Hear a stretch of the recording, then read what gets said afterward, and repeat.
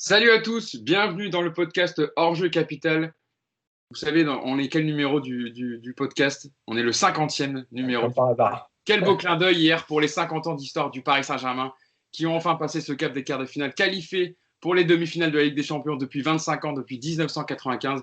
Et je pense que vous pouvez le voir sur la mine de tout le monde. Les sourires le matin, un excellent réveil. Ouais, je vois Julien, je vois Mousse. Je vais vous présenter l'équipe indirectement parce qu'on va rentrer direct dans le sujet. Mousse qui est avec nous. Alors Mousse, je te demande même pas comment ça va. Je te dis juste une très belle soirée et un très beau podcast qui s'annonce pour débriefer. Ça va très bien. Sur l'égalisation, j'ai réveillé l'immeuble et sur le but de la victoire, j'ai réveillé tout le quartier. Voilà. Donc, mes voisins ne sont pas très contents, mais rien à foutre. Formidable. Je ne sais pas si vous avez vu, mais il y a des images même de supporters sur les champs hier. Ça faisait craquer des fumigènes, etc. Donc, qu'est-ce que ça va être quand on va la gagner? Ouais. Yass Ned qui est également avec nous. Ça va, Yass? Non, ça va pas. Je sais bien que tu as toujours du. On va en parler. Non. Pour une fois, ça va très très bien. Il faut savoir que Yass a dormi 2 heures cette nuit, parce qu'il s'est retapé le match pour le podcast, etc. Il aime bien. Moi, je suis comme les joueurs, le taux d'adrénaline il est trop haut, j'ai du mal à redescendre après. T'as raison. Et il fait son retour avec nous. Vous l'avez eu plusieurs fois dans le podcast cette saison. Julien Cazard qui nous fait l'honneur et le plaisir d'être avec nous pour parler de cette qualification en demi-finale. Julien, comment ça va aujourd'hui on est le jeudi 13 août. Écoute, franchement, ça va pas mal. Déjà, pour la simple et bonne raison que j'ai décidé, moi, de voir ce match, comme vous pouvez le voir, dans la région PACA. Ah, avec les gens de cette région qui, eux, n'ont plus d'émotion européenne. Donc, je me suis dit, ce serait généreux. Donc, ce matin, quand je suis allé faire mes courses, je me suis baladé, Guiret, voilà, dans les Provence. Et c'était très sympa. C'était très sympa. Est-ce que tu as rencontré des Bergamasques? Très peu. Très, très peu. Tu sais, Bergame, depuis le Covid, ça roule vachement mieux. On va pas se mentir. Il n'y a plus de bouchons, il y a de la place dans les EHPAD. Vraiment, c'est bien. Ça dégraisse. Tu sais, c'est un petit côté Luis Campos. On a vraiment viré tout l'effectif. Et on attend la prochaine mouture. Non, vraiment très calme. Est-ce que tu avais ton maillot du PSG quand tu t'es baladé ce matin, Julien? Ou tu étais en chemise des contracts en vacances? Comme un con, je l'ai oublié à Paris. En plus, j'ai le dernier. Et je l'ai oublié à Paris, mais t'inquiète pas. Moi, la chance que j'ai, c'est que même sans maillot, on me reconnaît. Tu es identifié. Rien qu'au sourire le matin, je pense que les gens, ils avaient compris. Ils étaient ménagés. Juste moi, où, Mousse? T'es dans un quartier, mais de haute sécurité ou quoi? Parce que je vois, c'est que t'es en cellule. Je t'explique, je suis. Non. Oui, c'est un décor très minimaliste, car je suis dans la chambre de mon fils de 5 ans. Donc, j'ai mis, en fait, du côté où il n'y a pas des posters et tout. Donc, c'est le seul coin qui est plus ou moins sobre. Mais non, je ne suis pas en cellule de rétention, Julien. Parce que Mousse, il veut qu'on se concentre sur le fond, voilà, sur ses arguments. Il ne veut pas qu'on s'intéresse au décor derrière. Tu vois, Yacine, lui, il a des cartes Pokémon de son fils derrière lui. Pareil. Magnifique, très belle mosaïque. Chacun a son décor. Et donc, on va revenir donc, sur la qualification du Paris Saint-Germain hier en demi-finale de Ligue des Champions. Dans une première partie, on reviendra vraiment sur l'analyse globale du match, des 93 minutes de jeu qui ont permis au Paris Saint-Germain en fin de match de l'emporter face à l'Atalanta. Ensuite, en seconde partie, on se concentrera plus sur Thomas Tuchel et ses choix de coaching. Est-ce qu'il a eu la bonne tactique au début ou alors est-ce qu'il a rectifié ses erreurs avec les remplacements qu'il a effectués en deuxième période? Et enfin, on terminera avec les enseignements à tirer de ce match et quelle suite pour la demi-finale qui arrive avec le Paris Saint-Germain qui affrontera soit l'Atlético Madrid, soit Leipzig. Le match aura lieu ce soir. Donc justement, on s'intéressera à quel choix faire pour la suite. On va donc commencer avec cette analyse du match. On va pas se mentir, les gars. À la 89e, on n'y croyait plus vraiment. On se disait que ça allait faire comme les années précédentes, qu'on allait se faire éliminer une nouvelle fois. Mais la lumière est venue par une équipe qui n'a jamais lâché, il faut le dire quand même. C'est peut-être ça qui manquait au PSG de ces dernières années. Cette cohésion de groupe, une cohésion d'équipe pour aller chercher cette qualif. Avant de rentrer vraiment dans l'analyse du match, je vais quand même venir vous voir à chaud ou à froid. Même. On est quand même encore à chaud, même si le match a eu hier soir.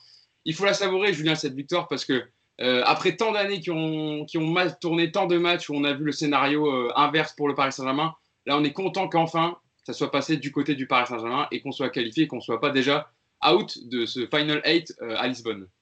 Déjà, tu as raison, avant de l'analyse, déjà, tu as envie de te dire, tu as envie de kiffer parce que si tu regardes bien, même, on n'est pas des ovnis. Le Real Madrid qui gagne toutes ses Ligues des Champions avec Ronaldo, le nombre de fois où ils sont passés ras du cul, à l'arrache, dans les tours. Moi, je me souviens d'un d'un quart de finale contre Schalke, où chez eux, ils perdent et qu'à un but près, ils sont éliminés chez eux, ils sont sifflés par Bernabeu. Et après, ils sont champions d'Europe et on oublie tout. Donc, je pense qu'avant d'analyser, c'est sûr que la Coupe d'Europe, on finit par avoir une vision PlayStation, tu vois, genre, tu devrais dominer tout le temps et être logiquement gagnant. Enfin, la Coupe d'Europe, historiquement, mais même avant, même les grands gagnants, ils ont eu des moments où ça a été dur, ils en ont chié, ils sont passés, voilà. Donc, moi, dans un premier temps, je suis d'accord, il faut d'abord savourer parce qu'il faut le faire quand même de passer. Voilà. Yacine, c'est vrai, comme le dit Julien, après beaucoup d'années de souffrance, etc., avant de rentrer en analyse, parce que voilà, il y a eu des complications dans le jeu, etc., dans la tournure du match, mais il faut apprécier cette qualification parce que même si on parle souvent ici, même dans le podcast, de jeu, de contenu, mais le résultat, c'est quand même que le Paris Saint-Germain est qualifié pour les demi-finales de Ligue des Champions et que ça fait 25 ans que le PSG attend ça. Surtout 50 ans d'histoire qui ont eu lieu hier, je le rappelle quand même. Évidemment, puis en plus, c'est vrai que le scénario a ajouté en fait à la joie parce que si tu avais mené 2-0, ils étaient revenus à 2-1, c'est jamais la même chose. Là, c'est l'explosion en 3 minutes, tu crois plus, et puis ça arrive. Voilà, et comme l'a dit Julien, c'est vrai que moi je me rappelle aussi par exemple de PSG Liverpool où tu gagnes 3-0 à la maison et il y a 2-0 là-bas et où tu souffres. Voilà, la Coupe d'Europe, c'est toujours ça. C'est aussi la souffrance.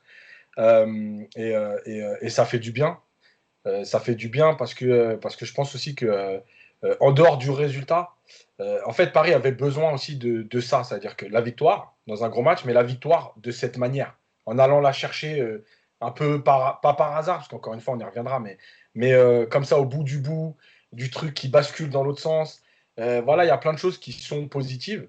Et comme l'avait dit par exemple Guardiola, s'il n'y a pas le but de Iniesta à Chelsea, il n'y a pas l'aventure Barcelone exceptionnelle. Et en fait, c'est aussi ça l'aventure du football, c'est que tout peut basculer sur un truc. Et peut-être que ce but de Choupo-Moting, bah, c'est le début de quelque chose, quoi.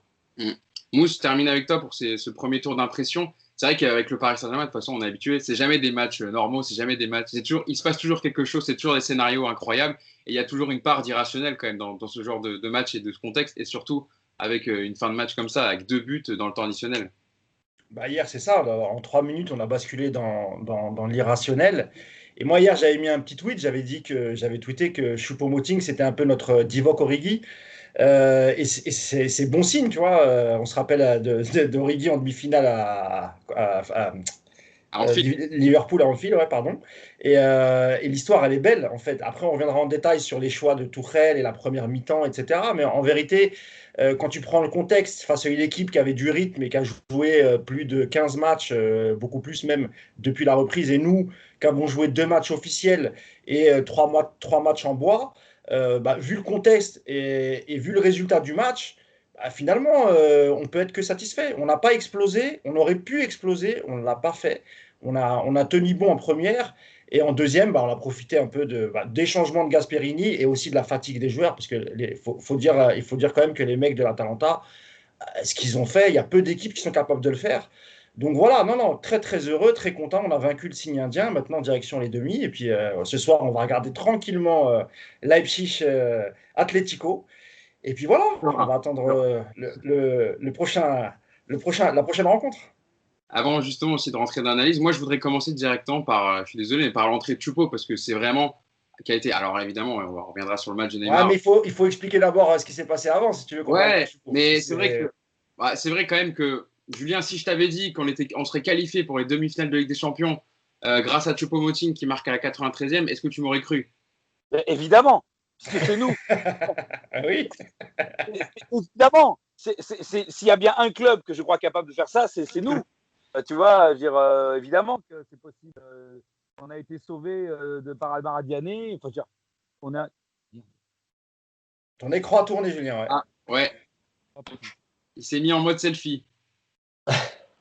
Bon, je laisse Julien se remettre. Bon, on va aller direct dans l'analyse du match. On reviendra sur Choupo-Moting après. Yacine, Thomas Tuchel avait concocté en formation de départ un 4-4-2 en losange avec Neymar donc à la pointe de ce losange, avec un milieu renforcé à 3 pour aider les latéraux parisiens justement à défendre sur les pistons très offensifs de l'Atalanta. C'est vrai qu'on jouait plutôt sur les qualités du Paris Saint-Germain, à savoir un jeu très vertical et pour aller rapidement vers l'avant. Mais on l'a vu en première période, si Neymar n'était pas venu décrocher pour venir chercher les ballons et construire les actions, ça aurait été très très compliqué parce qu'on a vu en première période en tout cas que Neymar pour sortir un peu de l'étau des joueurs de l'Atalanta. Mais en fait, c'est la crainte qu'on avait avec ce milieu de terrain. C'est-à-dire, effectivement, c'est un milieu de terrain généreux, travailleur. Mais on avait cette crainte de ne pas pouvoir sortir le ballon. Et c'est ce qui s'est passé. C'est-à-dire que Neymar, à un moment donné, il devait venir très bas, finir les actions. Et en fait, c'était Neymar pour Neymar pour Neymar, quoi. Donc, à un moment donné, c'était trop. C'était trop.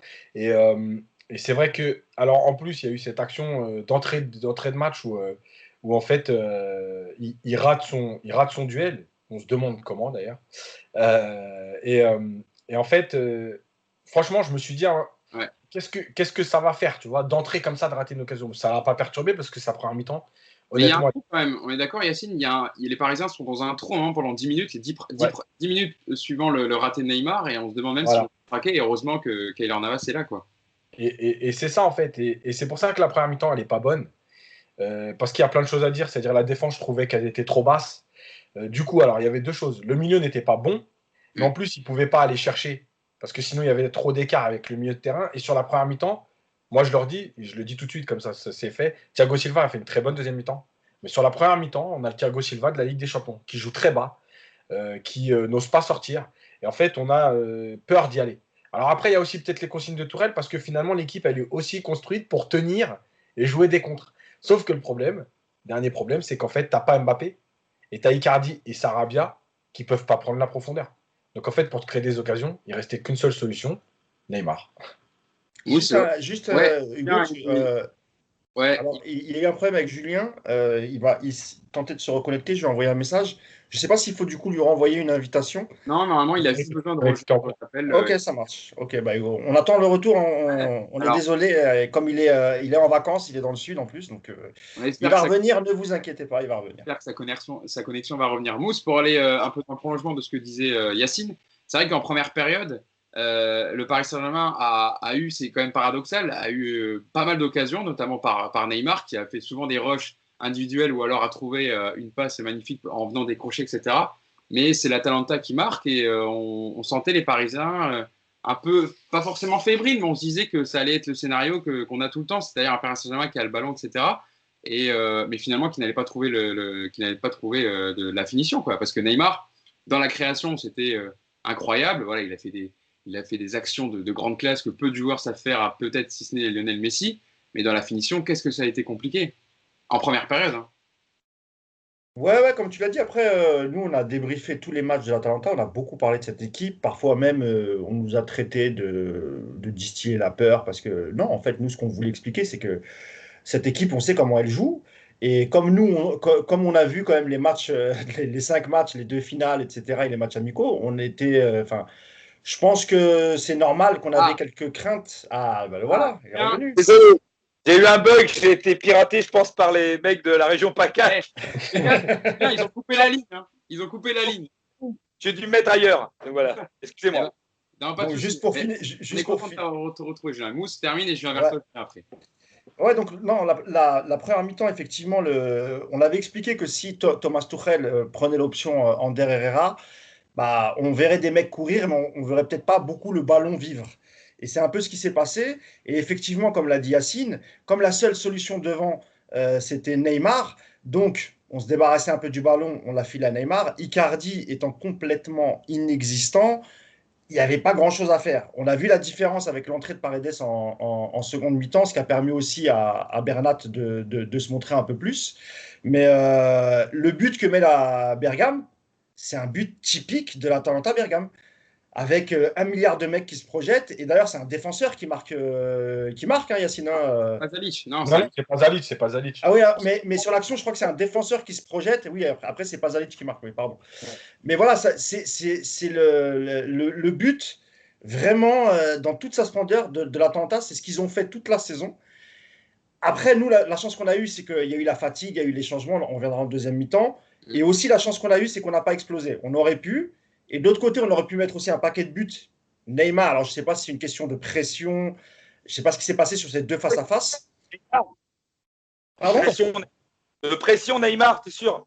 Non, j'ai dit je ne sais pas si c'est la pression, mais il faut quand même reconnaître que c'est quand même très rare qu'il rate des face-à-face comme ça. La pression, il la boit, Neymar, lui.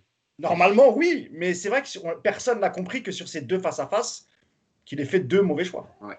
Julien, pour revenir avec toi sur la première période, justement, on faisait un peu le débrief de la première. Yacine disait que voilà, après l'occasion de Neymar, incroyable raté, il y a eu 10 minutes de flottement de la part du Paris Saint-Germain, où l'Atalanta a commencé à récupérer le ballon, à jouer assez haut. Et puis le Paris Saint-Germain a eu de nouvelles occasions. Keylor Navas fait une énorme parade là, sur la tête de Caldara. Et voilà, c'est ce genre de gardien qui fait aussi passer des équipes dans le haut de tableau et dans les derniers carrés de ces genres de compétitions. Mais c'est vrai qu'elle est assez paradoxale parce qu'il y a Neymar qui est obligé de redescendre très très bas pour venir chercher les ballons parce que le milieu de terrain, entre que ce soit Gay, Marquinhos et Herrera, est complètement absent. Et puis il y a ce manque à la finition qui fait penser que voilà, Paris Saint-Germain rentre à la mi-temps avec un but à rattraper. Moi, ce que je ne comprends pas de Tourelle, c'est que c'est quand même plutôt, on critique beaucoup, mais il a le sens tactique quand même, il analyse les choses. Et moi, ce qui m'avait marqué dans l'Atalanta Bergame, c'est contre qui elle a eu les plus mauvais résultats, malgré, ils n'ont pas eu de chance, tout ce qu'on veut. L'Inter, jamais, ils n'ont pas gagné. La Juve, ils n'ont pas gagné. City, ils n'ont pas gagné sur 6 matchs. 3 nuls, 3 défaites. Pourquoi? Parce qu'au bout d'un moment, même quand le match où on dit qu'ils ont mérité de gagner contre la Juve, parce que la Juve a 2 pénaux, mais à un moment donné, ils ont un énorme creux physique. C'est que si tu as des mecs pour tout faire tourner le ballon, au bout d'un moment, ils courent après, c'est fatigant. C'est pas on a de la chance qu'ils soient fatigués. Ils sont fatigués parce qu'eux, en général, ils mettent beaucoup de buts, ils ont beaucoup d'occasions, parce que comme ils pressent beaucoup contre des équipes qui sont pas hyper fortes techniquement, ils récupèrent beaucoup la balle. Nous, si on avait eu évidemment, sur ce match-là, Verratti aurait été parfait, mais si tu as un Paredes en plus, si tu as des vrais milieux, au bout d'un moment, leur pressing, ils se fatiguent et ils ne te prennent pas la balle tout le temps. Et tu les fais tourner. Tu sais quoi, ça m'a fait penser? Ça m'a fait penser à quand Bielsa, il avait fait pareil contre nous au Vélodrome, où à un moment donné, Benjamin Mendy, il était sur Marco Verratti dans la surface de réparation adverse. C'est-à-dire qu'à un moment donné, si toi, tu es fort techniquement, cette tactique-là, elle a ses limites et les mecs, ils craquent physiquement. Au bout d'un moment, ils ont des creux. Et ce qu'il fallait, c'était pas prendre un but à la con, en tout cas pas paniquer. C'est pour ça que moi, ce qui me faisait chier, c'est qu'on avait les armes avec des vrais milieux de terrain pour les laisser s'énerver, faire leur gros pressing là, de psychopathes sans qu'ils aient 15 000 occasions, parce qu'ils n'auraient pas pris 25 fois la balle comme ils prennent à toutes les autres équipes là en Italie, qui sont quand même beaucoup d'équipes moisies. Et nous, on aurait pu les faire tourner en briques. Et après, quand ils ont leur gros creux, parce qu'ils ont toujours un gros creux au milieu du match, même en deuxième mi-temps, et s'ils sont cuits, c'est parce qu'ils courent comme des clébards et que personne ne les force à faire ça. C'est parce que c'est leur technique à eux. Et s'ils t'en ont pas mis 3, normalement, tu dois les tuer. C'est pour ça que ça m'a énervé. C'est que je me disais, mais on a les moyens, nous, eux, de les fatiguer et ensuite de les tuer avec Mbappé. Voilà, donc moi, j'en voulais d'avoir, et je pense que vous en avez parlé quand je n'étais pas là, Marquinhos, il ne peut pas relancer. D'ailleurs, il n'a pas existé au milieu de terrain, Marquinhos. Ça a été un défenseur central un peu plus haut, mais il n'a pas relancé. Herrera, il n'est pas assez de rythme pour être technique, donc tu sens qu'il est emprunté. Et Gueye, il récupère beaucoup de ballons, et c'est Idrissa Gueye. Donc en fait, tu n'as aucun mec qui peut vraiment faire le relayeur, quoi, et qui peut vraiment calmer le jeu. Heureusement, tu avais quelque part Bernat. Imagine si on n'a pas Bernat, si on a Kurzawa, alors là, c'est la panique. Donc voilà, je pense que c'est ça qui est énervant en première mi-temps. Mousse, tu voulais réagir avant que. Je voulais juste ajouter, après je te donne la parole, Yacine. Il y a non seulement ce que vient de dire Julien, c'est-à-dire cette capacité à presser très haut et à empêcher les Parisiens de ressortir, récupérer la balle assez rapidement, mais moi aussi, il y a une caractéristique de cette équipe, c'est sur les coups de pied arrêtés. Hier jusqu'à la 60e, en tout cas jusqu'à leur baisse de rythme, à chaque coup de pied arrêté, que ce soit coup franc, corner, mais il faisait mouche. C'est-à-dire que tu trouvais une tête bergamasque. Et moi, j'ai tremblé sur chaque coup de pied arrêté. Donc, ils avaient vraiment sur le jeu. Et en plus, ils avaient une force parce qu'ils arrivaient toujours à mettre le ballon dans la surface. C'était super dangereux. Il y a ces deux caractéristiques. C'est ça qui a fait beaucoup, beaucoup de mal. Et d'ailleurs, pareil, hein, sur les premiers ballons, voire les deuxièmes, on s'est fait manger au milieu de terrain par leurs joueurs, et notamment de la tête. On a récupéré très peu de ballons. C'est assez significatif quand même ce que tu dis, Mousse, parce que quand tu dis que ça a commencé à s'estomper à la 60e, c'est aussi quand Papou Gomez est sorti sur blessure. Exactement. Qui a fait énormément le jeu de l'Atalanta en première, parce qu'on le connaît, c'est un joueur qui dézone beaucoup, qui va chercher les ballons, qui s'est temporisé et surtout qui a une excellente qualité de centre. On l'a vu, c'était lui qui était de tous les bons coups. Yacine, pour un peu reprendre ce que disaient Mousse et Julien, c'est vrai que tu voulais dire un truc, Julien. Oui, c'est toujours pareil, c'est que quand il se blesse, Papou Gomez, il se blesse pas comme Mbappé contre Saint-Etienne. C'est-à-dire que les mecs, ils vont tellement, on les pousse beaucoup. C'est-à-dire qu'il y en a plein qui étaient à la limite soit du carton, soit de la rupture physique, soit de la blessure. Ouais, ils ont eu beaucoup de cartons jaunes, ils ont fait 28 fautes hier, les Bergamas, ils ont fait énormément de fautes. en méritait plus. Honnêtement, il a été sympa parce qu'il y en a qui étaient vraiment au bord. Il y a des gestes d'anti-jeu qui auraient pu être. Neymar a encore pris cher en termes de coups. C'était pas des coups méchants, attention. C'était pas des coups pour blesser. Mais il en a pris un paquet de coups parce que trop rapide, trop vif. Et les mecs étaient dépassés. Yacine, c'est vrai que de ce qu'on disent un peu Julien et Mousse, en fait, c'est le match parfait pour montrer à quel point Verratti est essentiel à l'équipe. Pour ressortir les ballons techniquement, pour sortir d'un pressing. Contre cette équipe, oui. Contre cette équipe, oui. S'il te manque Di Maria, s'il te manque Mbappé, contre cette équipe. Bien sûr, mais en tout cas, oui, pour les caractéristiques de cette équipe, Julien, c'est ce dont je voulais parler. Hein, Yacine. C'est vrai que pour lancer les attaquants rapidement, et voilà, il manquait d'un vrai milieu de terrain pour lier le milieu, la défense, milieu et l'attaque. Ouais, et puis il y avait effectivement pas ce lien, mais il y avait surtout, encore une fois, il n'y a pas que le lien, il y a aussi cette façon de conserver à un moment donné le ballon pour respirer un peu. Ce qu'on n'a jamais fait en fait en première mi-temps. C'était que des à-coups, c'est-à-dire qu'on récupérait, on allait vite vers l'avant, mais il n'y a jamais eu de phase de possession, il n'y a jamais eu de temps faible où tu gères, il n'y a jamais eu. Voilà. Et il y a aussi un autre truc, c'est que, alors peut-être que c'était une consigne encore une fois, mais sur la première heure de jeu même, les latéraux, ils apportent rien du tout. C'est-à-dire qu'on a l'impression qu'ils sont bridés. En gros, c'est vraiment les trois de devant, débrouillez-vous. Et pour l'instant, pendant un certain temps en tout cas, personne ne va venir vous aider. Et même les actions où Neymar, il fait des courses des fois de 50 ou 60 mètres, les milieux de terrain, personne ne suit l'action. Donc à un moment donné, moi je me suis dit quand même, il y avait cette idée de se dire, faut tenir en fait un maximum de temps, en gros jusqu'à l'entrée d'Mbappé. Et après, ça va se décanter parce que. Pour Bernat, ça a été le cas, Yacine. Ouais, parce que Bernat, c'est quand même un joueur dont on connaît le profil. En Ligue des Champions, encore plus, où il aime apporter, il aime venir. Mais je pense que c'est à cause de son manque de rythme, manque de match. Il ne pouvait pas faire ça. C'était une consigne de Tourelle, je pense. Il a géré son match. C'est que aussi, Bernat, il aime bien doublonner avec son couloir. Ouais. Oui, mais et en général, Neymar, il ne joue pas à 10. Il joue vraiment 10 excentré. Donc, il adore redoubler avec Neymar. Et quand Mbappé joue sur le côté, il adore redoubler avec Mbappé. D'ailleurs, il a fait 2-3 fois. Mais là, il n'avait personne. Bah ouais. Il aurait fait des courses dans le vide. Il aurait fait des Kurzawa. C'est-à-dire, on te dit, ouais, putain, il est courageux, Kurzawa. Ça ne sert à rien. Il court partout, comme à l'aller contre Dortmund. On dit, ouais, il a été bien. Et en fait, il a couru dans le vide. Et bien, Bernat, il ne court pas dans le vide. Il voyait qu'il n'avait pas de relais. Et lui, s'il n'a pas de relais, il ne peut pas combiner. Il joue à l'espagnol, quoi. Par contre, Carrère, à part sa passe de fin, Carrère, offensivement, putain, la faiblesse. Ouais. Mais défensivement, au moins, il a tenu son rôle. C'est pratiquement jamais passé à droite. Gosens n'a pas beaucoup apporté. Zapata a été mangé par Thiago Silva et par le côté droit. Donc, au moins défensivement, mais c'est vrai qu'offensivement, il aurait pu apporter un peu plus. Et Julien, juste avant de passer à la deuxième période, je voulais quand même, parce que on t'avait perdu dans la connexion, par rapport à la première mi-temps de Neymar. C'est vrai que ce que je disais, il a été obligé de venir chercher les ballons très très bas parce qu'il avait deux fantômes à côté de lui et deux fantômes devant. Il était obligé de tout faire. Mais c'est quand même incroyable parce qu'il a fait un match vraiment énorme à la création, mais il a eu beaucoup de mal dans la finition. Est-ce qu'on fait la même analyse du match, de ses actions ratées, si à la fin, le PSG se fait éliminer? C'est ça aussi. Alors, c'est pour ça que je te dis que ça m'aurait énervé, parce que je sais très bien que moi, je trouve qu'on fait souvent de l'analyse de résultats et pas d'analyse de match. Tu vois, par exemple, que, limite, si on avait perdu 1-0, l'Atalanta nous a mangé. Et même, j'ai même vu dans l'équipe, c'est quand même formidable, que la moyenne de l'Atalanta, c'était 5,8 et nous, 5,1. Alors que dans tous les compartiments des stats, on est mieux. C'est-à-dire qu'on a 500 passes, ils en ont 200. Ils réussissent 200 passes, on en réussi 500, mais leur milieu de terrain nous a bouffé. Mais ils ont bouffé quoi, en fait? C'est au bout d'un moment, il y a une vision.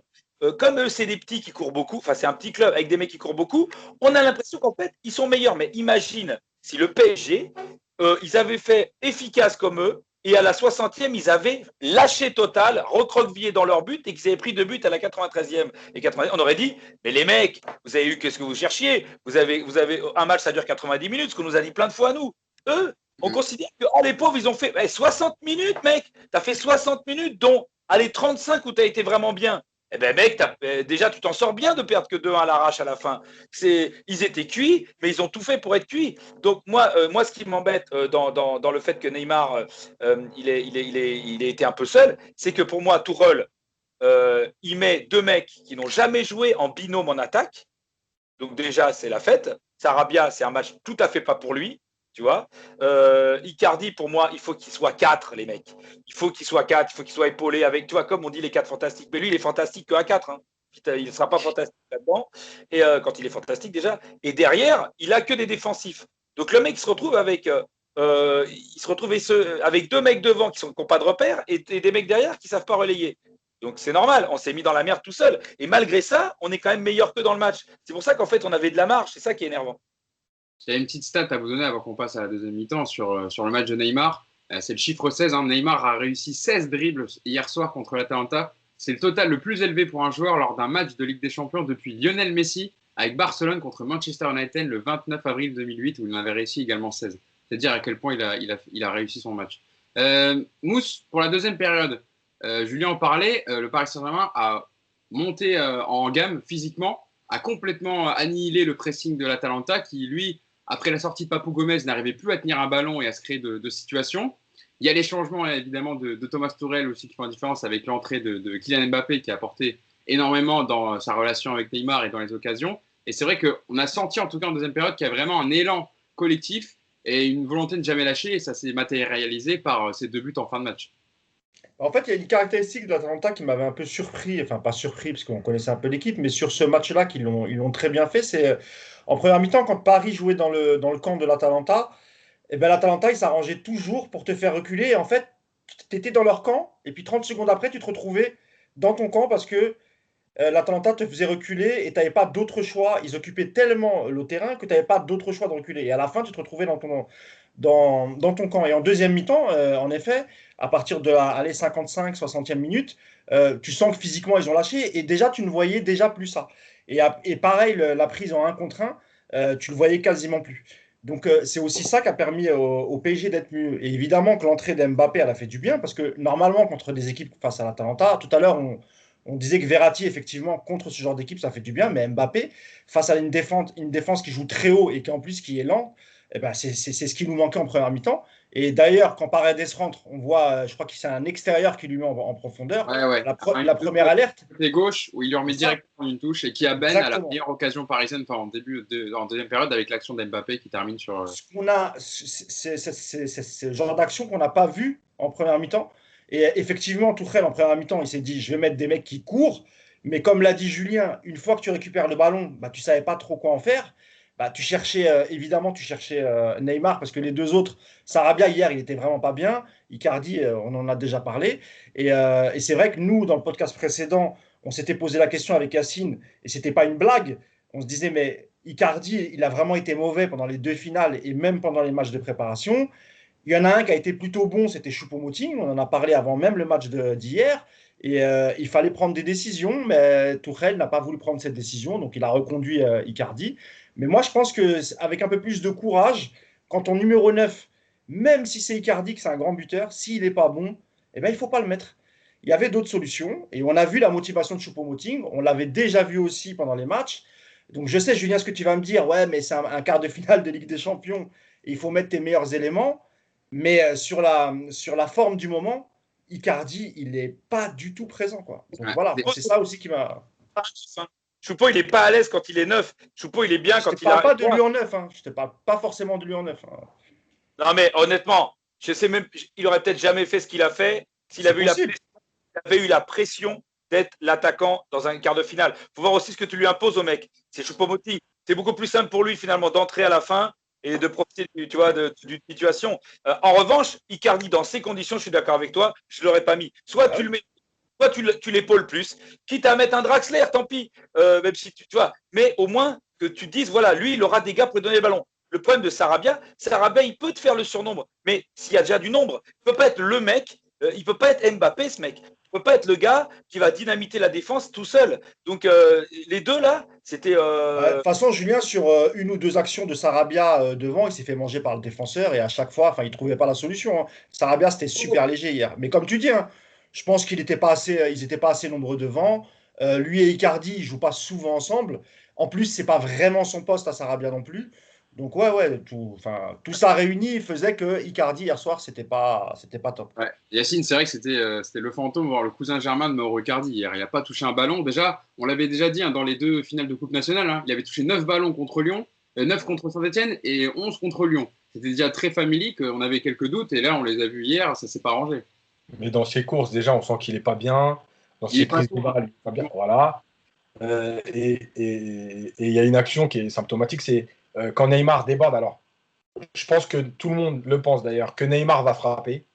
Et en fait, après, il décide de finalement centrer. Et en fait, Icardi, 9 fois sur 10, pour pas dire 10, il est au deuxième poteau. Et là, il y va même pas. Donc, en première période. Hein. Ouais, en première période. Ouais. Donc voilà. Il y a un centre, dont tu parles, il y a un centre qui va premier poteau, il doit le couper. Il doit le couper. Et lui, il est en retard. Tu sais, mais tu dis, mais il ne peut pas. C'est le numéro 9. Il ne peut pas être en retard sur ça. Il doit être devant le défenseur. C'est son boulot. Là, physiquement, il y a quelque chose qui ne va pas. Après, pour la bascule du match, il y a deux choses. Alors, je reviens juste sur ce qu'a dit Mousse sur le fait que l'Atalanta, en première temps, t'a fait reculer.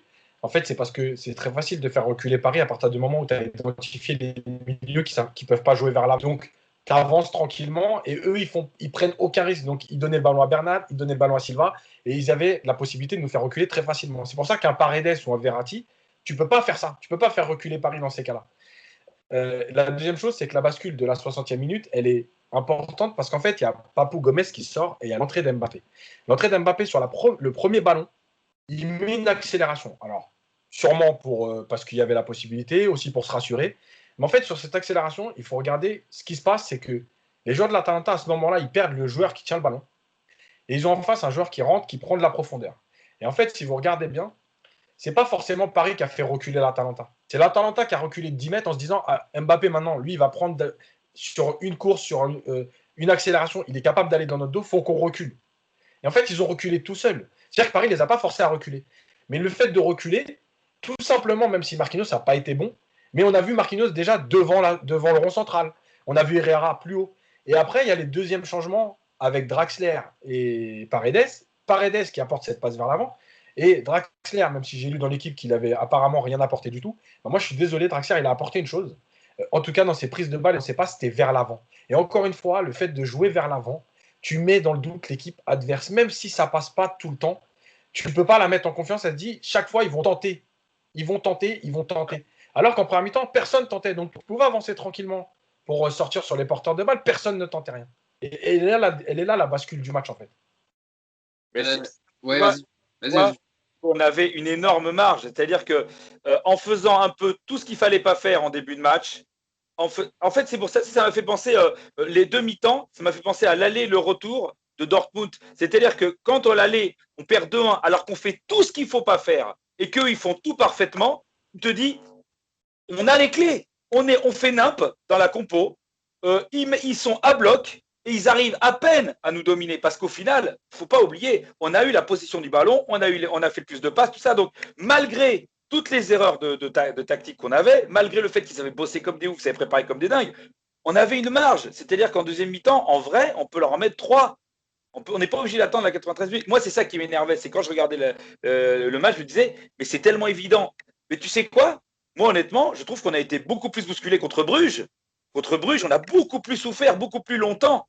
Et Icardi, il sauve la mise, alors qu'on n'est vraiment pas bien. Mais pour moi, ça, tu sais à quoi ça ressemblait? Ça ressemblait à des fois des matchs que j'ai vus même contre Nîmes, où pendant 30 minutes, ils nous mettent un bouillon et on dit, oh là là, ils sont courageux. Et au fur et à mesure, eh ben, on met un but. Et puis, on gagne un peu cyniquement. Parce qu'au bout d'un moment, ils ne peuvent pas faire ça longtemps. Et, sauf que comme ils s'appelaient Atalanta Bergame quand on avait monté la mayonnaise, on les faisait passer pour l'Ajax. Mais moi, excuse-moi, je n'ai pas vu Ziyech, je n'ai pas vu De Jong. Pour moi, c'est une équipe courageuse, extrêmement courageuse, très forte tactiquement, mais qui a énormément de limites, beaucoup plus que l'Ajax, que je trouvais qu'il y avait beaucoup plus de talent, beaucoup plus de foudroyance. Et c'est pour ça que je me disais, quel gâchis si on n'arrive pas à canaliser ça et à un moment donné à mettre des banderilles Mbappé, que ce soit Mbappé ou un autre, tu vois. Donc Mbappé, évidemment, c'est fatal. Après, ça n'explique pas non plus l'issue du match, mais il leur manquait aussi des joueurs comme à Paris. Hein, il leur manquait José Pulisic, qui compte plus de 20 buts cette saison avec l'Atalanta, qui est vraiment leur maître à jouer devant, et aussi leur gardien. Mais voilà, c'est pour les arrêts qu'il a fait, il ne manquait pas. Hein. L'autre, il a fait quand même 2-3 arrêts déterminants. Hein. Oui. Il n'avait pas eu des. Ouais, oui. C'est pas des énormes arrêts comme Navas, moi, je trouve. C'est plus des frappes sur lui qu'il a dû arrêter Golini. Je suis pas Golini, c'est titulaire. Il y a un moment donné, il y a Mbappé, là, quand il fait son accélération, il y a plein de fois, il la met dans le soupirail. Là. Et le mec, il a vraiment l'impression de mettre le pied alors qu'il part pas de bon côté. Donc, voilà. Mousse, je veux quand même qu'on passe sur le Choupo-Moting. Attends, juste pour aller dans le sens de Julien, parce que j'avais quelques stats, je voulais qu'on les dise, parce que c'est vrai qu'hier, on avait l'impression, comme l'a dit Julien, que parfois on se faisait manger, mais pas tant que ça finalement, parce qu'en fait, toutes les stats, elles sont plutôt du côté du Paris Saint-Germain. Bon, dans la possession, c'était un peu logique, Mais moi, en fait, c'est sur les tirs. En fait, on a eu 17 tirs côté parisien, 9 côté bergamasque. Donc, tu vois, et en termes de tirs cadrés, on est au-dessus de Bergame. On fait 6 tirs cadrés. Bergame en fait 4. Nombre de passes, on est à 575 côté Paris, 331 côté Bergame. Et sur les précisions de passes, eh ben, on est à 84%, quand Bergame est à 73%.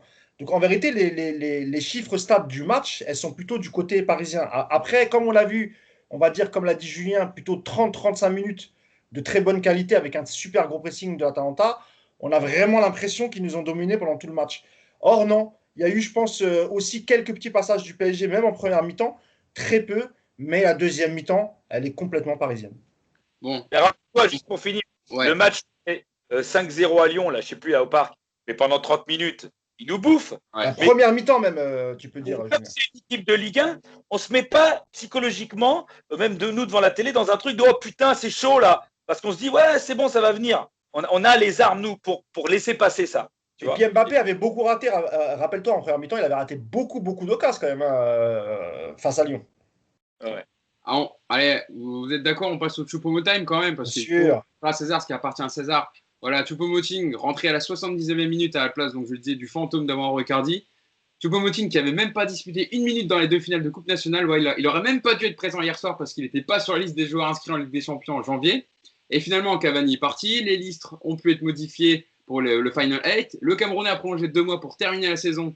Et c'est lui qui permet au PSG d'être en demi-finale. Au départ du premier but, on le voit, il a apporté beaucoup d'énergie où il se retourne et il fait ce centre qui arrive sur Neymar. Et à l'arrivée du deuxième, on était en train de le dire, Julien, tu le disais, on a attendu toute la première période jusqu'à ce que Icardi sorte, qui tente cette foutue jambe pour enfin marquer sur des centres de Neymar. Et comme quoi, dans le foot, quand même, il y a toujours une part d'irrationnel, quelque chose qu'on ne peut pas trop maîtriser pour voir. C'est ce qui fait la beauté du foot, Yacine. C'est que, voilà ce que je disais à Julien avant que sa connexion coupe. Si on t'avait dit que le Paris Saint-Germain serait qualifié pour une demi-finale de Ligue des Champions sur un but de Choupo-Moting à la 93e minute, c'est vraiment un scénario, c'est incroyable quand même.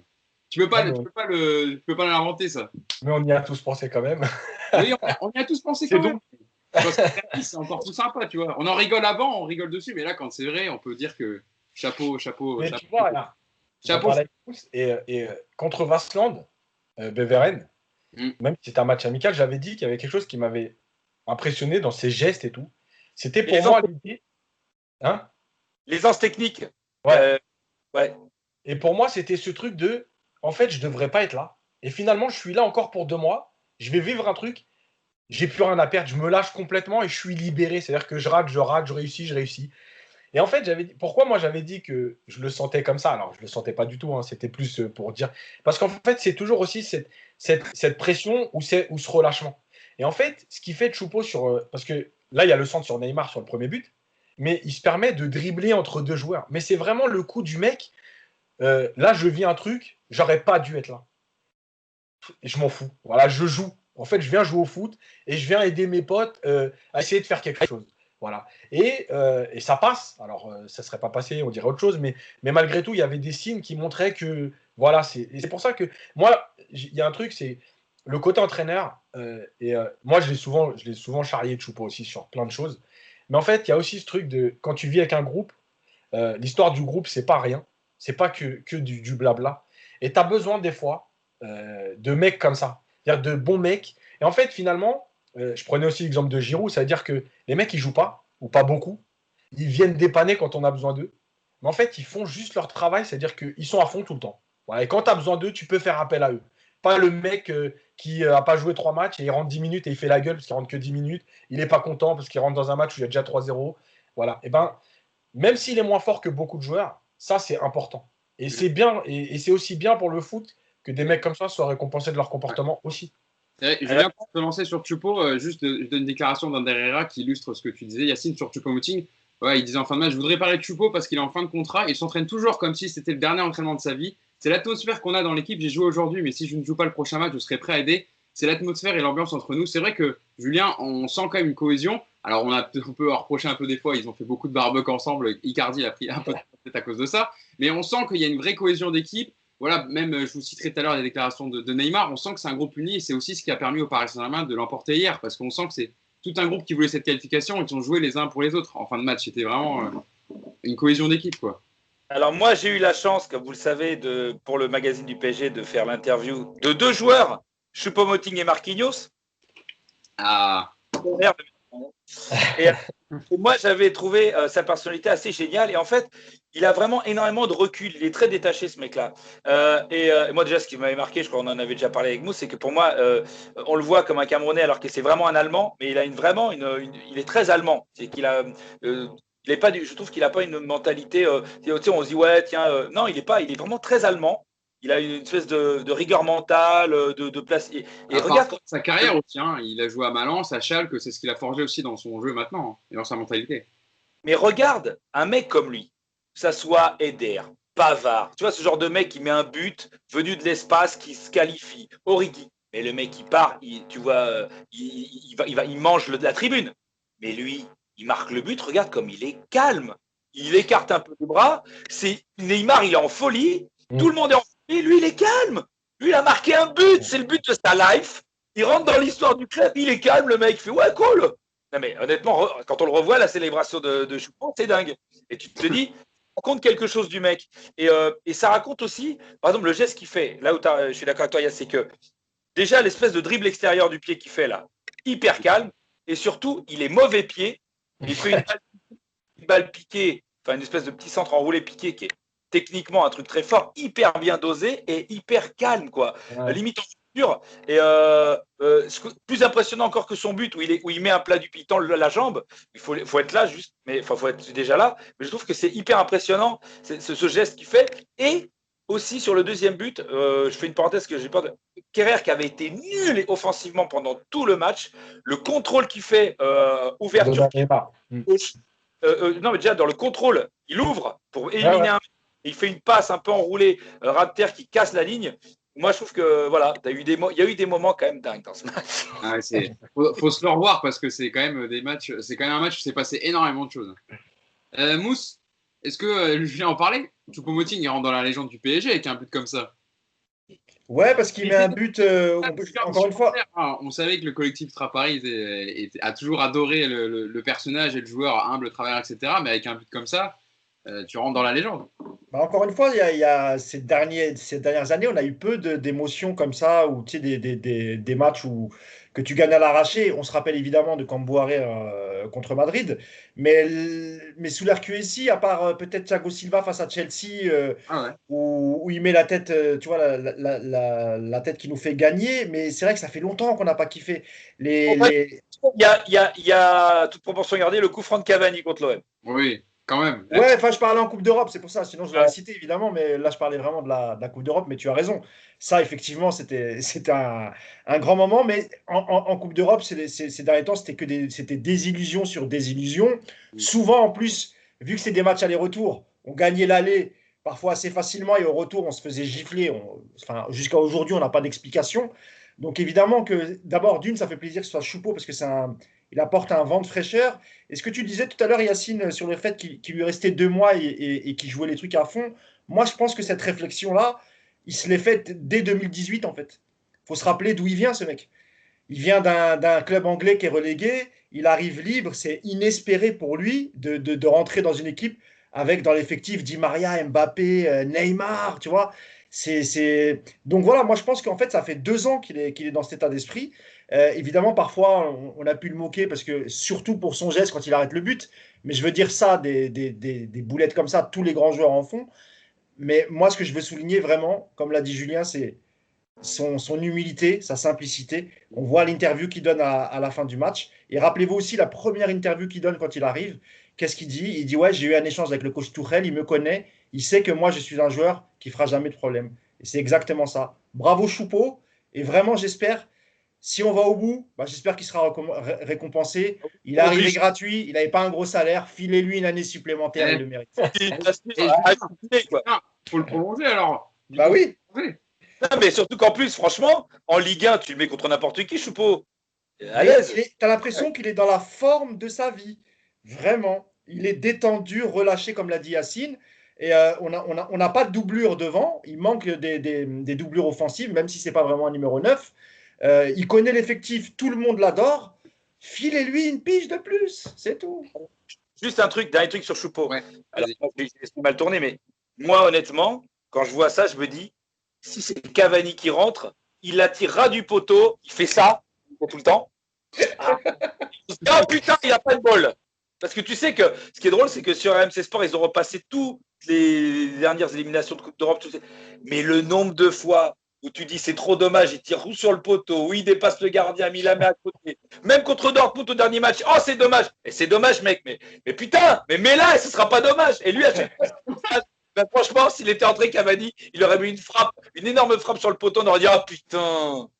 C'est dommage. Dommage. C'était écrit, Julien, c'était pour Choupeau, c'était écrit. C'était écrit. On a fait l'analyse du match global. Les gars, on va passer plus en deuxième partie, comme je vous le disais, sur Thomas Tuchel. On va se concentrer un peu plus sur l'entraîneur allemand. Yacine, je me tourne vers toi. Est-ce que par rapport au coaching dont on a parlé en deuxième période, c'est Tuchel qui avait mis la bonne tactique en place, ou alors c'est lui qui a rectifié ses erreurs en deuxième période avec les changements? Je rappelle, à la 60e, il y a Mbappé qui rentre à la place Sarabia. On se disait, alors après, est-ce que c'est le joueur qui pouvait jouer que 30 minutes? Mais on aurait bien voulu peut-être qu'il rentre un peu avant, mais peut-être que c'est lui qui avait que 30 minutes dans les jambes. Paredes, qui a apporté énormément aussi, ne rentre qu'à la 73e minute à la place de Gay. Bon, Sergio Rico est rentré à la place de Navas parce que malheureusement, hein, c'est la seule ombre au tableau hier. La blessure aux ischio-jambiers de Keylor Navas qui est incertain pour la demi-finale, ça c'est quand même assez embêtant. Et Choupo-Moting, donc, qui rentre à la 79e à la place d'Icardi. Toi, comment tu vois le coaching de Thomas Tuchel? Juste pour, après, je te lance, Yacine. J'ai repris une déclaration, ça pourra peut-être t'aider dans ton analyse, où il dit sur le scénario de la rencontre, oui, j'ai douté jusqu'à la 88e minute où il y avait 1-0, je suis réaliste. Ça pouvait arriver qu'on ne marque pas, mais je n'avais pas le sentiment qu'on n'allait pas marquer. Jamais, j'ai toujours eu l'impression qu'on allait le faire. J'ai dit à mes assistants que si on marquait un but, on en marquerait un deuxième ensuite. C'était mon sentiment. On a fait un très bon match. Notre victoire est méritée. Écoute, moi sur Tourelle, je l'ai déjà dit, quand il commence à y avoir de la pression, pour moi, il se trompe. Il s'est trompé à Dortmund, et là, il s'est trompé aujourd'hui, hier soir, sur sa compo de départ. Voilà. Tu peux pas partir avec un milieu. Tu as le droit de partir avec un milieu de travailleurs et tout, mais quand même, si tu as un milieu de travailleurs avec un joueur de ballon, tu peux pas partir avec 3 joueurs qui peuvent pas te sortir un ballon, qui peuvent pas aider une défense à relancer ou sortir d'un pressing. C'est pas possible. Donc, en fait, pour moi, il n'a même pas rectifié. C'est qu'en fait, les changements qu'il fait, parce que Draxler, il ne faut pas oublier non plus que ça fait un petit moment qu'il ne rentre plus dans les matchs. En fait, les changements qu'il fait, pour moi, c'est presque forcé, c'est-à-dire, je crois que j'ai plus le choix. Il y a 1-0, à un moment donné, on va quand même pas mourir comme ça. C'est la 72e. Je regardais un peu sur Twitter, quand même, les gens demandaient des remplacements depuis la 50e. Pour pas dire la mi-temps, mais depuis la 50e. Même depuis la mi-temps. Paredes, on était beaucoup, y compris moi, et même toi, Yacine, on a vu sur Twitter, voilà. Dès sa rentrée. Donc, ça veut dire que lui, il attend la 72e, 73e minute. Donc, c'est pas possible. Et en plus, sur le premier ballon de Paredes, tu te dis, ça, s'il rentre un quart d'heure avant, mais voilà, quoi. Donc, pour moi, c'est pas un coaching, c'est forcé. C'est à un moment donné, il faut que je lâche maintenant parce qu'on n'a plus le choix. Et la dernière chose, c'est que quand il dit, c'est vrai qu'on a de la. J'y croyais pas. Non, j'y croyais plus. J'y croyais. Ça pourrait arriver qu'on ne marque pas, mais je n'avais pas le sentiment qu'on n'allait pas marquer. J'ai toujours eu l'impression qu'on allait le faire. Voilà, mais en fait, il ne peut pas dire autre chose parce que ça s'est passé comme ça. De toute façon, mais pour moi, il y a de toute façon un problème en fait dans ce qui renvoie, et je l'ai dit depuis l'année dernière, depuis Manchester. Pour moi, dans les gros matchs, il y a un problème de ce qui renvoie, de ce qui met en place. Et tu peux pas être le PSG et malgré tout jouer une mi-temps en disant donner le ballon à Neymar comme une équipe de district. C'est pas possible. Julien, c'est vrai que Yacine en parle. On a du mal. On a vu la patte Tourelle peut-être quand il est arrivé la première année. Et puis depuis l'élimination contre Manchester, c'est vrai qu'on a du mal à vraiment identifier une patte Tourelle. On l'a vu pour prendre des matchs récemment, les 2 finales de Coupe nationale ou même hier. C'était quand même beaucoup. On donne le ballon à Neymar et puis on attend de voir ce qui se passe. Il n'y avait pas vraiment une identité de jeu. En fait, tu sais ce qu'on paye? Moi, je pense qu'on paye. C'est que lui, il s'est dit, depuis quand il a cette lubie où il est sûr? C'est depuis le match aller à Manchester. Rappelez-vous, on dit, oh là là, Marquinhos, au milieu, il était formidable. Il faut se rappeler l'équipe d'en face. Et en fait, Marquinhos, qu'est-ce qu'il a fait à ce match-là? Il n'a fait que prendre un individuel, Paul Pogba, qui a été nul, d'ailleurs. Et sauf que c'est un particulier. C'est-à-dire que tu avais une équipe de merde et tu t'es fait un marquage individuel, mais tu ne peux pas faire ça, normalement. Tu vois ce que je veux dire? On les a tués sur les accélérations de Neymar, de Di Maria et Mbappé. Et en fait, on avait juste à museler Pogba, parce qu'il n'y avait pas de jeu collectif. Donc, un mec qui fait le pitbull sur un match, tu te dis c'est génial. Sauf que dès qu'on jouait contre les équipes qui ont mis de la pression, il était en panique. Et il donnait la balle à Verratti. Sauf que Verratti était tout seul. Ils ont joué à 2, je ne me rappelle plus contre qui, je ne sais plus si c'est Manchester ou je sais plus au retour, où on est en panique, ou contre le Real, on est en panique. Non, Real c'était avant. On est en panique parce qu'il ne sait pas comment faire. Il ne peut pas se retourner, comme tu disais, Yass, il ne peut pas jouer vers l'avant. Donc, il remet soit Thiago Silva, soit Kimpembe, soit Bernat. Donc, tu te dis, l'autre, il est persuadé qu'il a inventé quelque chose, tu vois. Il a inventé un truc et comme il est très orgueilleux, parce qu'on ne se rend pas compte, moi, heureusement, j'ai lu le bouquin de Paulo Breitner, la DRMC, sur lui, où on voit l'image un peu du mec gentil de ça. C'est un mec, il est très dur en vrai, dans la vie, il est très dur, il est très orgueilleux et je pense que pour lui, il y a la flip déjà. Et il y a le fait que dans la flip, il se dit, moi, je vais gagner avec Marquinhos. Et moi, ce qui me faisait chier dans le fait qu'il joue, l'Atalanta, c'est pas qu'on passe pas, parce que pour moi, en vrai, on est vraiment très supérieur à cette équipe, dont on va se rendre compte au fur et à mesure des années qu'elle a été très courageuse, mais c'est pas l'Ajax.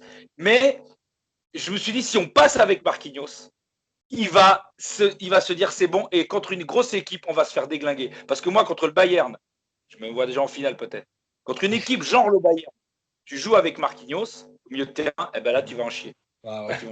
Ouais. C'est vrai que Mousse, par rapport, si on prend juste les résultats globaux, et je pense que c'est sur ça que Thomas Tuchel se défendra, parce qu'il aura une réunion avec Leonardo, j'imagine, à la fin. On sait Leonardo, qui n'a jamais été un grand fan de Tourelle, il a gagné les 4 finales de coupe, il a gagné les 4 trophées nationaux, pardon. Il y passe en demi-finale de Ligue des Champions, ce qui n'est jamais arrivé sous l'RQSI depuis 25 ans. Mais si on regarde un peu plus le contenu, etc., voilà, le différentiel est à souligner. Bah ouais, parce que là, pour l'instant, il fait partie maintenant, c'est peut-être le meilleur entraîneur de. Je te parle en termes de palmarès. C'est pour ça que je te dis, en termes de résultats, bien sûr. Évidemment, parce que tu fais. Pardon ? C'est le seul qui a eu Neymar en forme en quart de finale aussi. C'est vrai aussi, oui, tu n'as pas tort, mais quoi qu'il en soit, il a 4 trophées et il atteint une demi-finale. Ce qui n'a jamais été fait sous l'RQSI. Sur le contenu, évidemment, Hugo, tu as raison, c'est pas ce qu'on attendait de lui. J'ai l'impression même que parfois il joue contre nature. Pour moi, hier, il a joué contre nature. C'est pas sa façon de jouer, en fait. C'est jamais sa façon de jouer. Mais comme il a peur, comme l'a dit Yacine, en fait, Tuchel, il a un problème. S'il n'a pas son 11 type, il panique. Tu lui enlèves un élément important, il ne sait plus quoi faire. Il change le milieu, il change de système. Tu as l'impression, et ça, on l'avait déjà écrit il y a quelques mois, c'est sa façon de travailler. Il travaille qu'avec les titulaires. Quand je dis il travaille qu'avec les titulaires, évidemment, à l'entraînement, tu as tous les joueurs, mais lui, dans sa communication, il va s'adresser aux joueurs qui sont titulaires. Pour ceux qui sont remplaçants, c'est les adjoints, etc. Donc, quelque part, tu ne concernes pas aussi les remplaçants. Et parfois, on l'a vu souvent en Ligue 1, on parlait des mecs qui faisaient la gueule comme Draxler, souvent, parfois, qui ne jouaient plus. Quand il rentrait, tu sentais qu'il était énervé, ou d'autres même, tu vois. Et bien parce qu'en fait, voilà, c'est parce que comme on ne les considère pas, on les met un peu de côté, quand ils rentrent sur le terrain, en général, ça ne donne pas grand-chose. Hier, on a eu de la chance, parce que même Draxler, et c'est vrai, il n'a pas joué longtemps, mais il a apporté quand même. Choupo-Moting, évidemment pareil, mais Tuchel, il a un problème. Moi, je pense qu'il a sauvé sa tête, quoi qu'il arrive. On peut sortir face à l'Atlético ou à Leipzig, il faudra voir la manière. Mais je pense que maintenant, il est intouchable parce qu'il fait une demi et c'est la première de l'RQSI. Moi, je sais de sources sûres qu'au Qatar, on ne veut pas se séparer de lui parce que d'abord, il a atteint les objectifs. Et puis aussi, c'est une année particulière de crise économique liée au Covid et que ça coûterait au bas mot 10 millions d'euros pour se séparer de Tuchel et de son staff. Donc pour moi, il a sauvé sa tête. Tant mieux. Maintenant, j'espère que pour le prochain match, pour la demi et la finale, d'abord, il va récupérer Di Maria et Mbappé normalement titulaires. Verratti, rien n'est moins sûr. Moi, j'y crois pas beaucoup. Quant à Lamine Havas qui nous a sauvés, on croise les doigts. Ouais, parce que apparemment sa blessure aux ischio là, c'est assez sérieux. Donc une blessure musculaire comme ça, Yass, tu peux peut-être. Après, Areola est revenu. Peut-être qu'on peut l'inscrire. Je sais pas. Trop tard. Loin. Trop tard. Non, Yass, je sais pas, sur une blessure aux ischios, c'est compliqué avec ta 5-6 jours. Alors, il y a deux choses. La première, sur Verratti, quand je l'ai vu courir dans la tribune en boitant, moi je vous dis tout de suite, donc il sera pas là. Et en plus, il se tape le genou contre la gradin, il tape comme ça et après, Bon, c'est pas possible. Par contre, pour Navas, en fait, le problème, c'est qu'il y a eu quand même ce moment de 7-8 minutes là, où il veut pas sortir. Et moi, je pensais même que c'était pas musculaire. Parce que normalement, musculaire, tu te dis, je peux pas prendre de risque. Au prochain appui, ça va péter. Et le mec, il reste sur le terrain, il fait des petites. Enfin, c'était très bizarre ce qui s'est passé pendant 6-7 minutes. C'est pour ça que je me dis, c'est peut-être pas si grave. Maintenant, est-ce que ces 6-7 minutes, c'est pas celle-là que tu vas payer dans 6 jours? Parce qu'il a quand même fait 2-3 appuis sur le dernier ballon avant de sortir. C'est un centre, il le récupère. Donc, c'est aussi un appui. Est-ce que ces 6-7 minutes. C'est mardi, Yacine, le prochain match? C'est mardi? Ouais, Ouais, mardi. Les demi-finales, c'est mardi, mercredi. Donc, est-ce que tu vas pas payer ces 6-7 minutes de battement? Et c'est dommage parce que je pense qu'il s'était arrêté assez tôt. Parce que, en plus, j'arrive pas à voir c'est sur quelle action qu'il se fait ça. Donc, ralenti exact, donc on n'a pas trop vu. Non. Voilà. Et s'il reste. Je pense le PSG va communiquer, je pense, dans la journée comme ils le font d'habitude. Quand un joueur sort sans blessure, on en saura un peu plus, je pense. Voilà. C'est que c'était pas si grave. Pour faire, je reviens sur le sort de Choupeau, on se rend compte quand même que Choupeau, il est passé, si jamais on ne gagne pas, il est passé du héros, mais sinon, il était le mec qui a blessé Verratti à l'entraînement quand même. C'est vrai, ouais. On l'a oublié, ça. Et pendant la semaine, parce qu'il avait blessé Verratti à l'entraînement, ce connard, et là, tout d'un coup, c'est un héros, donc c'est fou, quoi, tu vois. Ça va vite, le foot. Ouais, c'est pour ça que je te disais, c'est comme la blessure de Navas. Je pense que nous, on est un club, il nous arrivera toujours des trucs bizarres, même quand on gagne. Ouais. Même ça sera toujours bizarre. Et j'ose même pas imaginer la demi-finale. Qui va marquer en finale? Sergio Rico de la tête sur un corner. Tu sais, franchement, c'est quoi le délire? C'est quoi le délire qui peut être le plus ouf? On a déjà fait le plus ouf avec Choupeau. Mais là, on peut pas aller plus haut, quoi. Ouais. D'ailleurs, dans les déclarations aussi ouf, on a vu Nasser Al-Khelaifi dans son enflammade habituelle après que le PSG gagne un match en Ligue des Champions. Alors, je vous cite la déclaration de Nasser Al-Khelaifi. C'est très spécial, c'est la première fois qu'on arrive en demi-finale sous l'RQSI. C'est l'histoire. C'est très important pour nous de changer la mentalité des joueurs, de l'équipe, mais aussi des médias, vous. Tout le monde doute du Paris Saint-Germain. Aujourd'hui, on a prouvé qu'on pouvait aller plus loin. On a fait un magnifique scénario. En 3 ou 4 minutes, on a tout changé. On a besoin de cette mentalité, cette victoire pour aller le plus loin possible. Mais surtout, il a dit sur Neymar et Mbappé, Mousse, je te lance dessus. Neymar et Kylian font partie des meilleurs joueurs du monde, mais c'est l'équipe qui a fait un grand match, même si Ney avait vraiment été bon. Depuis quelques mois, il a changé dans l'équipe. Kylian et Neymar vont rester à vie au PSG. Ils ne vont jamais partir. Donc, attends. C'est la seule année où je peux dire ça, parce qu'avec le Covid, il n'y en a aucun des deux qui part. Donc au moins, il est tranquille pour un an. C'est pas une déclaration, c'est que il a répondu ça à Momo Bouafsi d'RMC. Tu dis alors, est-ce qu'ils vont rester, machin, tout ça. Et lui, il le dit avec le sourire. Oui. Non, comme Jean-Louis Trio qui dit que Marwan Chamak est le meilleur joueur de l'histoire du club et qui va rester. C'est plus un vœu pieux qu'une déclaration, en effet. Et d'ailleurs, vas-y, Julien, fini. Non, voilà, c'est qu'il dit ça avec le sourire, genre, moi, j'ai pas envie qu'il s'en aille ce soir. J'ai pas envie de les imaginer partir, quoi, c'est ça. Oui. En fait, il avait fait le même genre de déclaration après la victoire du PSG au Parc face au Bayern Munich, en déclarant qu'il avait au sein de son équipe le meilleur coach du monde, en parlant de Thomas Tuchel. Donc voilà, tu vois, le président Nasser Al-Khelaifi, je pense qu'il est tellement soulagé parce qu'il se dit, allez, on est en demi, même si on se fait éliminer, on arrive en demi, on fait partie du dernier carré, et je pense que voilà, il y a, comme tu l'as dit, c'est de l'enflammage, c'est ce que tu veux, mais Nasser Al-Khelaifi, il ne faut pas lui tendre un micro après une victoire en Ligue des Champions, parce qu'il vous répondra toujours la même chose, qu'on a les meilleurs joueurs du monde, qu'on a les meilleurs... Tu vois, il a vu le match, il a vu la première mi-temps, il sait quand même que c'était ric-rac. On est passé quand même à ça de se faire éliminer, tu vois. Mais bon, je pense qu'il est heureux, il est soulagé. Et pour une fois que ça tourne en notre faveur aussi, c'est-à-dire que mettre un but dans les arrêts de jeu, alors tout le monde pensait qu'on allait vers les prolongations, ce qui était déjà inespéré. Alors t'imagines le scénario de marquer vraiment à la dernière seconde. D'habitude, c'est les équipes adverses. Rappelez-vous de Manchester au Parc. Le penalty survient, je crois, à la 88e ou 89e. 91e même, voilà, sur la faute de Kimpembe, la faute de main. Pour une fois que ça tourne en notre faveur, donc voilà, c'est Nasser. Et puis tant mieux. Moi, ça m'a fait sourire devant mon écran. J'étais content pour lui. Je sais qu'il en a souffert beaucoup les dernières années. C'est un gars bien, Nasser, le président Nasser, pardon. C'est un mec bien, c'est un mec cool. Je suis content pour lui. Après, on le connaît. Voilà, c'était un soir de victoire, c'est normal. Juste par rapport à, tu dis, ça tourne rarement pour nous, mais pour moi, le vrai tournant, c'est pas l'égalisation, parce que ça, on l'a déjà fait. C'est-à-dire que c'est pas dans les moments où on est dos au mur, c'est quand on a la qualif en poche ou qu'on doit garder un truc. C'est là où on panique. C'est jamais quand on doit. Liverpool, on revient à 2-2, mais nous, c'est le 3e but, c'est ça le PSG, c'est de prendre le 3e but de Firmino à la 95e. Quoi. Donc pour moi, là où on change quelque chose, c'est pas quand on égalise, c'est que quand on égalise, on se prend pas un but à la con de Muriel à la 94e. On fait, mais c'est pas vrai, putain. Tu vois ce que je veux dire? Julien, tu te rappelles, il y avait une petite action vers la fin qui était un peu. C'est là que pour moi on a changé quelque chose. C'est pas quand on égalise, parce que là on n'a rien à perdre. C'est quand à un partout, on leur met le deuxième. Pour moi, je dis ça c'est quelque chose qui est mental, qui est différent. Tu vois, à une époque, on aurait peut-être sauté et on aurait dit oh putain, on est revenu à un partout, on attend les prolongues. Tu vois. Justement, Julien, j'ai une bonne déclaration qui va parfaitement dans le sens de ce que tu dis. Neymar qui a dit en fin de match, donc au micro de Mohamed Bouafsi, en espagnol. Du début à la fin, dès l'échauffement, on n'a pensé qu'à se qualifier pour les demi. Personne ne va m'enlever de la tête que je veux aller en finale. L'envie que j'ai de la gagner était là bien avant ce match.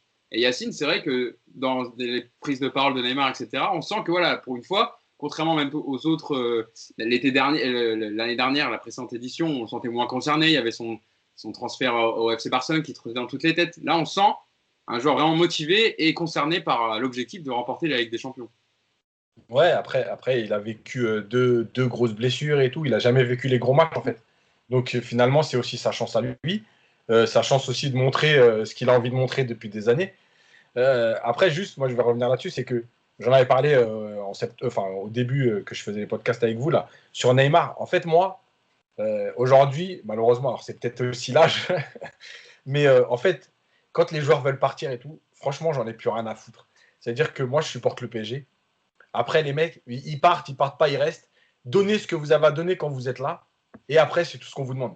Parce qu'aujourd'hui, en fait, tous ceux qui ont craché sur Neymar en disant faut qu'il dégage, ils disent quoi aujourd'hui, tu vois? Question de respect et tout. Franchement, j'en ai plus rien à foutre. Je vais te le dire, j'ai une réponse à ce que tu dis. Moi, j'ai dit juste, pour moi, avec ce qu'il a dit, maintenant, c'est un mec qui bosse pour nous. C'est pour ça, je suis un peu dans ton sens. C'est-à-dire comme d'autres, sauf qu'il y a des mecs pour qui tu as de l'affection, tu vois. Ouais. Jamais tombé dans le penalty gate, cette espèce de branlette que j'ai trouvé insupportable de Footix, là. Mais je comprends pas ce délire. Mais en revanche, moi, je me suis dit, moi, mec, maintenant, notre contrat, il est simple.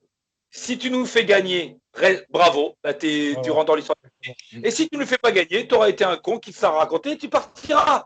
Mais moi, j'avais dit, ce qui ne nous a pas amené en demi-finale de Ligue des Champions, pour moi, Neymar, c'est tout ça, c'est bien gentil, mais on le faisait sans lui, on le faisait avec Lavezzi, on le faisait avec Zlatan.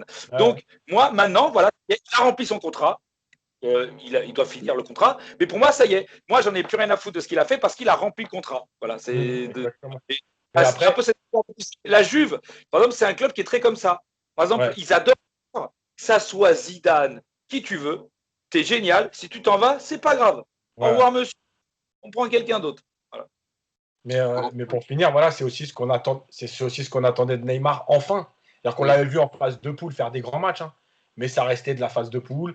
Ça restait Paris passait tous les ans en phase de poule. Donc, comme a dit Julien, on l'avait fait avant. Zlatan, il avait même fait encore mieux que Neymar en phase de poule. Donc, c'était pas là qu'on l'attendait, on l'attendait là. Et aujourd'hui, et hier soir, il a fait ce qu'il fallait dans l'état d'esprit, dans les courses. Et il est, malgré tout, même s'il a raté des choses, il est impliqué sur toutes les actions du PSG et il est impliqué sur les 2 buts. Parce que, encore une fois, ça passe sur Mbappé. Elle est aussi dans le dos du défenseur. En fait, le défenseur, il perd du temps en se retournant. Et Mbappé, il n'a plus qu'à centrer une touche. Donc voilà, c'est ce qu'on attendait de lui. Bravo.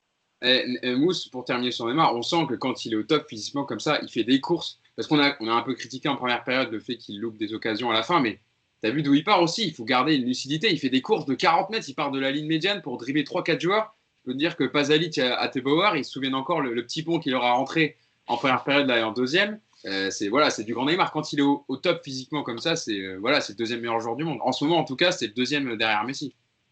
Alors, ce qu'il a fait hier en termes de gestes techniques, et là tu parlais des 2 petits ponts, déjà tenter ça dans un quart de finale de Ligue des Champions, surtout quand il n'y a pas de match retour, surtout dans la zone où il le fait, parce qu'il peut tout aussi bien perdre le ballon à ce moment-là. Hein. Si le mec met le grillage et n'ouvre pas trop les jambes, bah, tu peux perdre le ballon et ça peut donner un contre. Donc évidemment qu'il a une confiance incroyable. On se rappelle de des images contre Dortmund au parc quand il descend avec son enceinte. Il est tout sourire. La pression, elle glisse sur lui comme la pluie sur les plumes du proverbial canard, n'est-ce pas, Julien?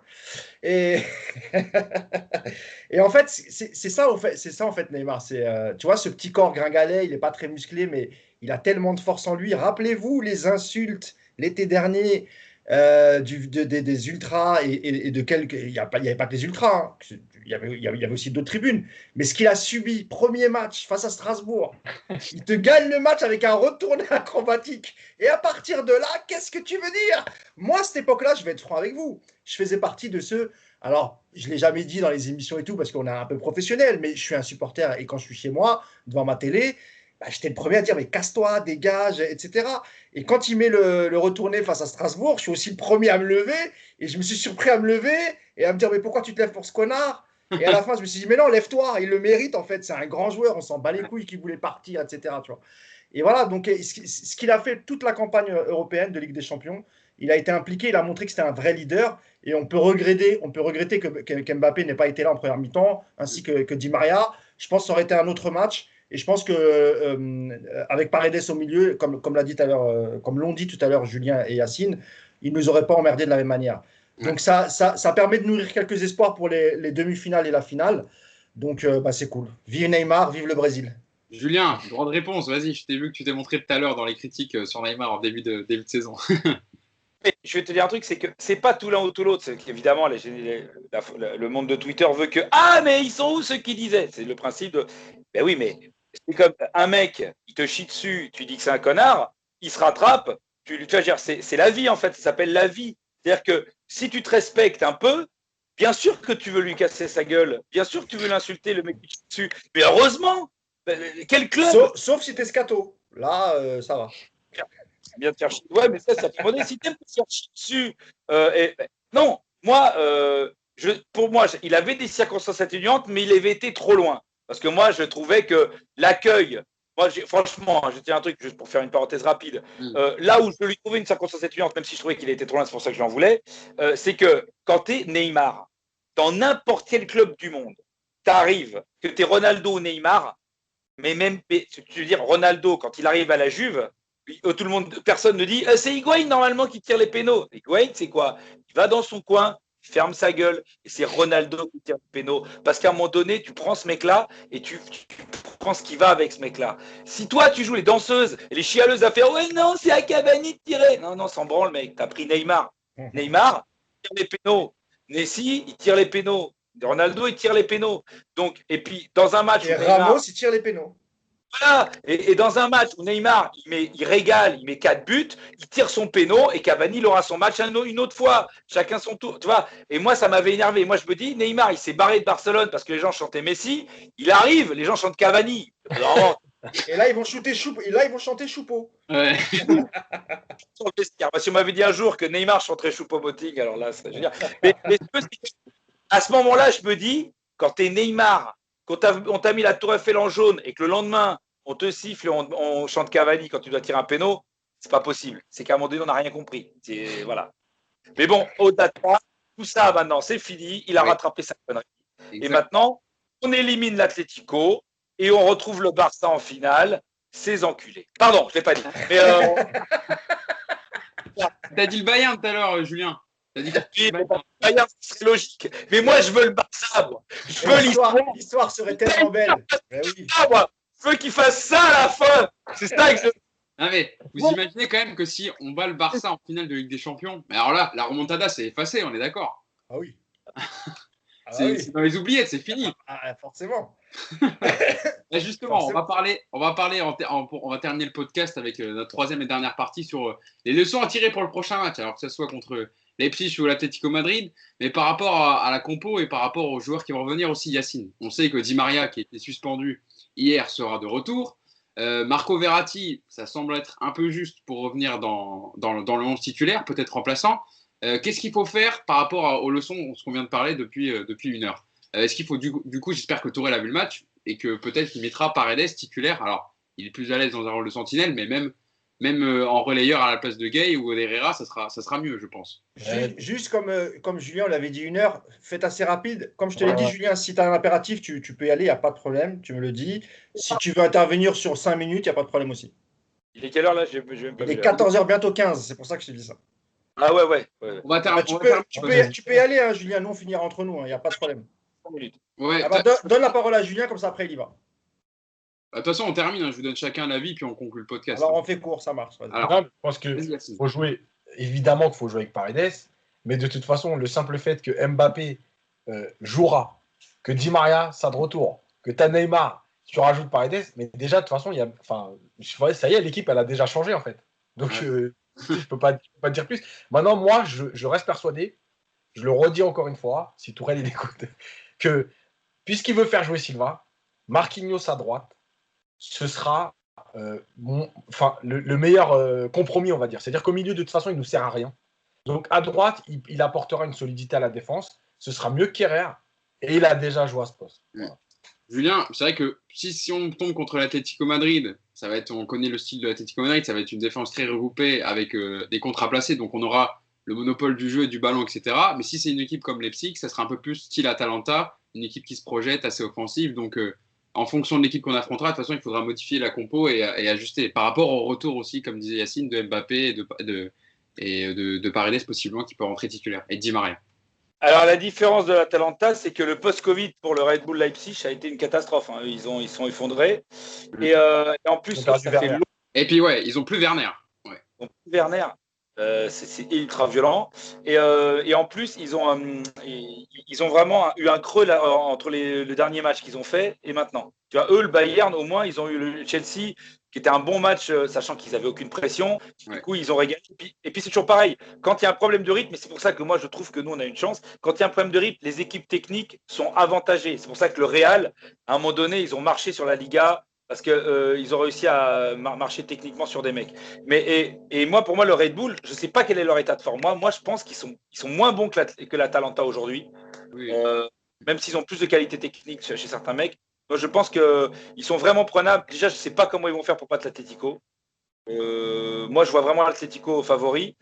L'Atlético, ce qui est chiant, moi, ce qui me fait chier à l'Atlético, ce n'est pas leur style. C'est toujours pareil. C'est le nom. Nous, notre problème, c'est le nom. C'est ça qu'il faut qu'on arrive à gérer maintenant.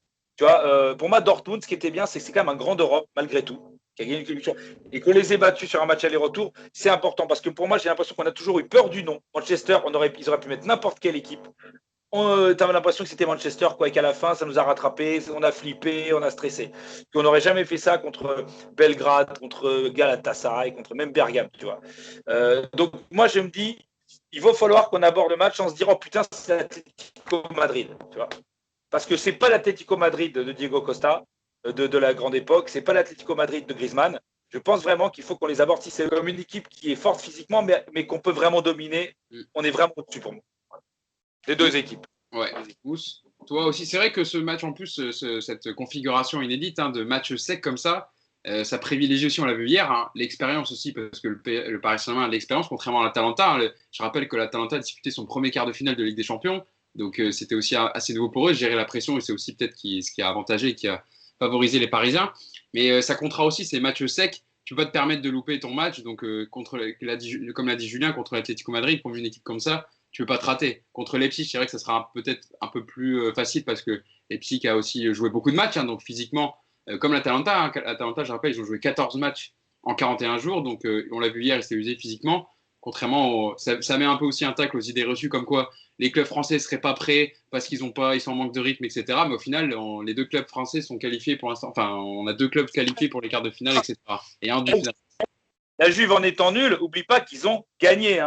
Les autres, parce qu'ils avaient un super résultat à l'aller. Mais Lyon, ils peuvent perdre 3-1 ce match. Donc Lyon, moi, je ne les mets pas dans le même cas. Oui, bien sûr, mais la Juve, c'était le meilleur moment de les prendre, la Juve, par rapport à ce qu'ils font dans le jeu, etc. Depuis le restart et même depuis cette saison, c'était quand même, à part Ronaldo, c'est un peu comme ce qu'on disait avec Neymar ou Barcelone avec Messi, c'est quand même assez sur un seul joueur, sur Ronaldo et Dybala pour la Juve.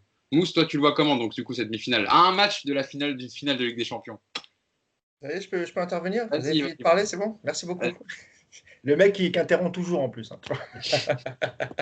non, en fait, déjà, nous, on va regarder le match ce soir. Je pense qu'on va même le débriefer parce que on va d'abord voir l'opposition entre Leipzig et l'Atlético. Comme l'ont dit Yacine et Julien, c'est plus le même Atlético qui a allé 3-4 ans, celui qui arrivait facilement en finale de Ligue des Champions. C'est une équipe qui va laisser la possession au PSG. Donc, normalement, Paris devrait être un peu plus à l'aise. On verra ce que ça donne. Leipzig, c'est un peu différent. C'est une équipe jeune qui est joueuse, qui n'est pas trop dans le calcul, moins que l'Atalanta, mais normalement qui ne va pas chercher à dénaturer son jeu. Donc, je pense qu'on aura un peu plus d'éléments quand on aura vu la rencontre ce soir, quand on saura qui est qualifié. Et à ce moment-là, on pourra voir ce que pourra faire Thomas Tuchel. Mais encore une fois, il récupère quand même 2 joueurs super importants.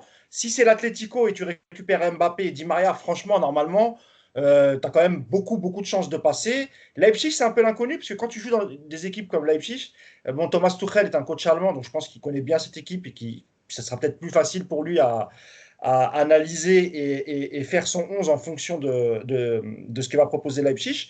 Mais dans les deux cas, moi, je suis très optimiste parce que c'est 2 équipes qui, quoi qu'il en soit, ne va pas t'apporter autant de difficultés que ce que tu as pu voir sur au moins 30-35 minutes hier. Donc moi, je suis assez confiant.